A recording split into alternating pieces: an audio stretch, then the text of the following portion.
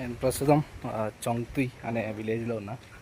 వచ్చేసి ఒక ఇల్లు అండ్ ఆ ఉమెన్ వచ్చేసి హైదరాబాద్ అండ్ చెన్నైలో స్పా ట్రైనింగ్ తీసుకుందంట. ఇది నేను నచ్చిన అండ్ కుకింగ్ చేసుకున్నాను. ఇల్లు నాకు వదిలేసి వెళ్ళిపోయారు. వాళ్ళు పోర్క్ కర్రీ చేస్తున్నారు, అందుకని చెప్పేసి నాకు రైస్ అయితే పెట్టింది. నేను కాకరకాయ కర్రీ వండుకుంటున్నా వాళ్ళ దగ్గర.